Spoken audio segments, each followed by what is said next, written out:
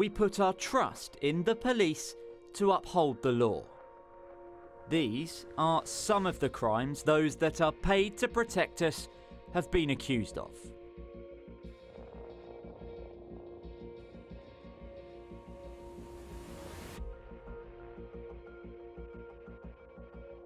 In total, more than 400 allegations were made against nearly 300 police officers in the Meridian region over the last 10 years. That's just the data from the police forces that replied to our Freedom of Information requests: Kent, Surrey, Sussex and Dorset. Meanwhile, forces in the Thames Valley, Wiltshire, Hampshire and the Isle of Wight and Essex refused to provide us with the data we asked for, leaving unanswered questions over how many more allegations there could be against officers.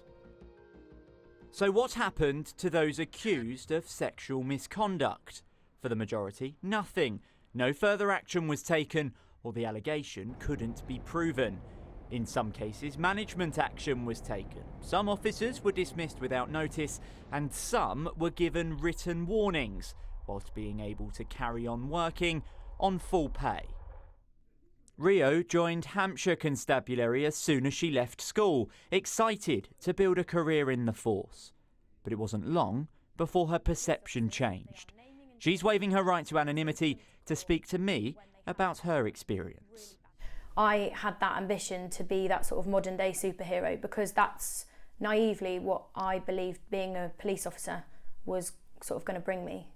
It was being the only female and being so young on shift, you just completely alienated, and it was kind of used against me. And I think that's when I noticed the misogyny and the culture kind of begin. Soon after passing her probation as a police constable, Rio started receiving flirtatious messages from one of her sergeants, something she says she was comfortable ignoring. But then he exploited his position of power, orchestrating a situation where they were alone together in a crew car on a night shift. And I did feel anxious, sort of sat there, but I thought, well, what's the worst that can happen? Like, this is just a man sending messages. He has a family.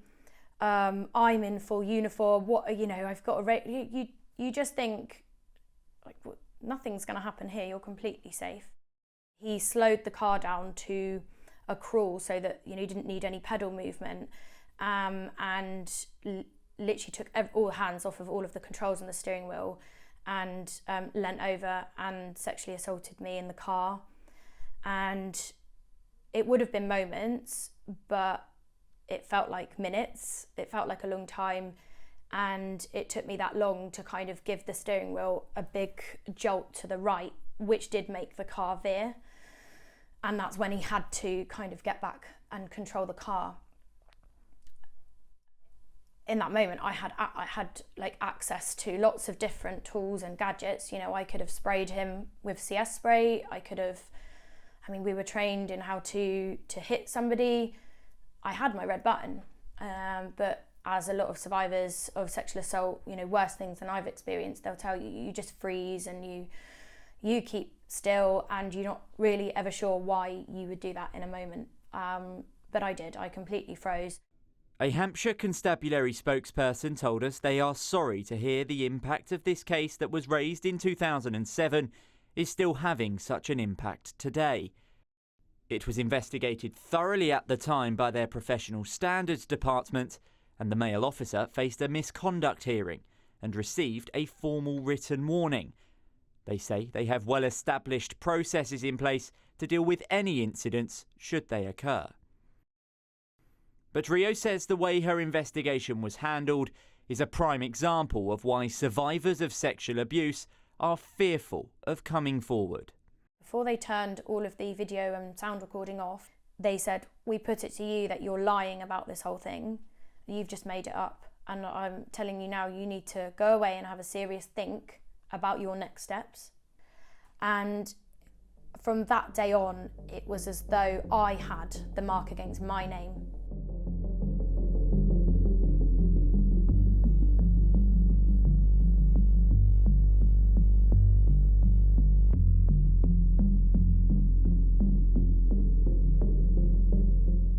Earlier this year, the Home Office instructed all police forces in the UK to carry out background checks on all of their officers and staff against a national database. There were 40 allegations made against 28 Dorset police officers since 2013. 7 were dismissed without notice, 1 resigned, and 1 retired.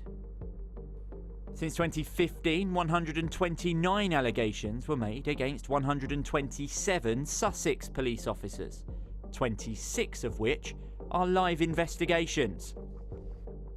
Meanwhile, 204 allegations were made against 54 Surrey police officers. 10 were dismissed without notice, 8 resigned or retired before the investigation was complete, 6 were given final written warnings. And in Kent, there were 70 allegations made against 74 police officers since 2017. 19 allegations of rape, 47 sexual assaults, with 14 officers currently under criminal investigation. They need to root out misconduct and other kinds of really negative behaviours that are being called out here.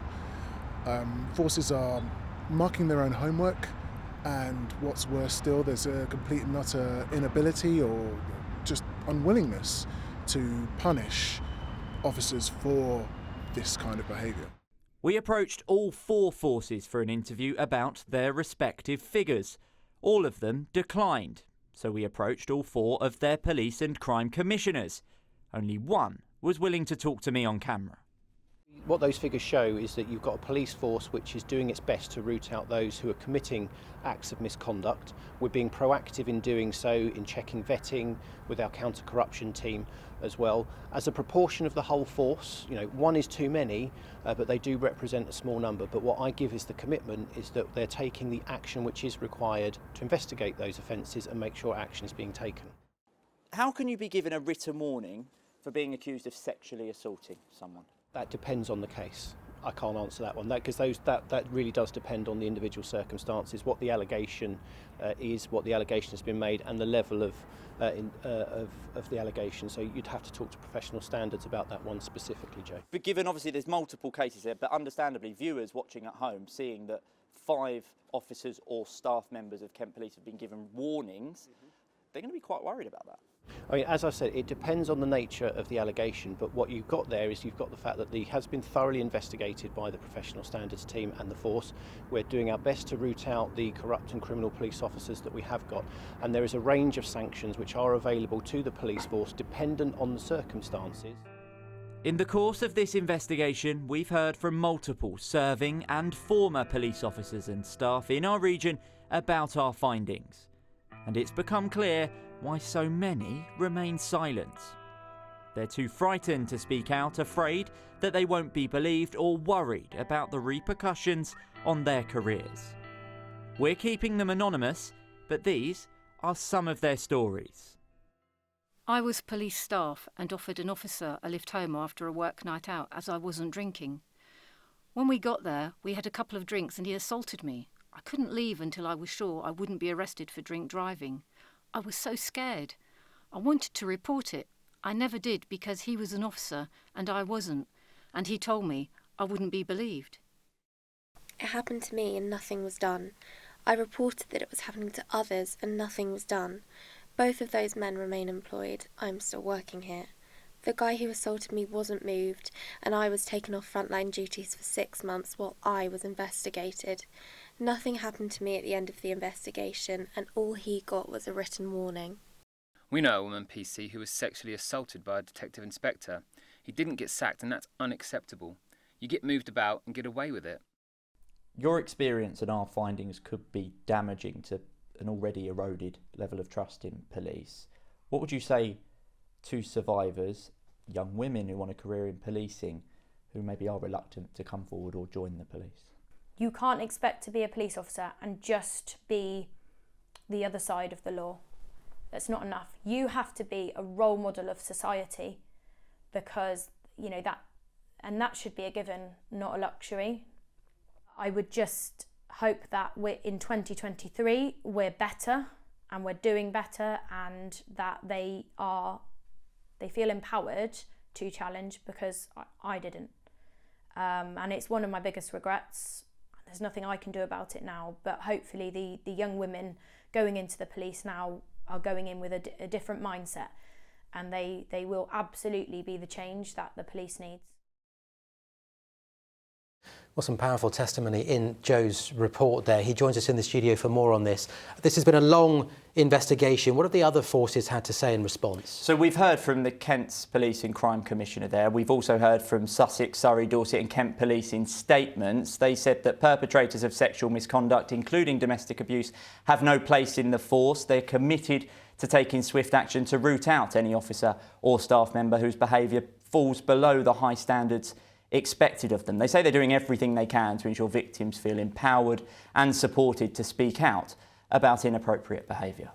But Joe, if all forces are collecting this information, why didn't they all respond to your request? It's a great question, Stacey. Essex Police specifically said they understand there's a public interest in the release of such statistics, but because of the way they currently record offences, they couldn't accurately answer the questions we put to them. Hampshire, Wiltshire and Thames Valley Police said it would cost too much to collect the data. That's normal practice under FOI rules. Their figures, though, will be published next month by the National Police Chiefs Council, along with every other police force in the UK. So they'll be under the microscope soon. Next month, the National Police Chiefs Council told us in a statement that misconduct proceedings in policing are rightly open, fair and balanced, that no officer is above the law and neither are they below it. Look, we know that most police officers, the majority, are doing a great job keeping us safe and serving our communities. But if you're a victim of crime, this matters because you want to know the officer dealing with your complaint hasn't been accused of the same thing. His Majesty's Inspectorate of Constabulary told us that a culture of misogyny, sexism and predatory behaviour still exists, like it has in our findings, and female officers were worried about the repercussions of reporting this type of behaviour. And we've seen exactly that throughout this investigation. Survivors worried about speaking out and whistleblowers worried about coming forward. And shining a light on this wouldn't have been possible without Rio, without the other whistleblowers giving us their testimony. And we want to hear from more people ahead of that full publication next month. So we've set up a dedicated webpage. If you've been affected by this story, you can head over there by scanning the QR code on screen now, where you can contact us, as well as there's loads of helpful signposts for advice and support there too. So anyone else who's been affected, get in touch. Yeah, absolutely. Joe Caution, thank you.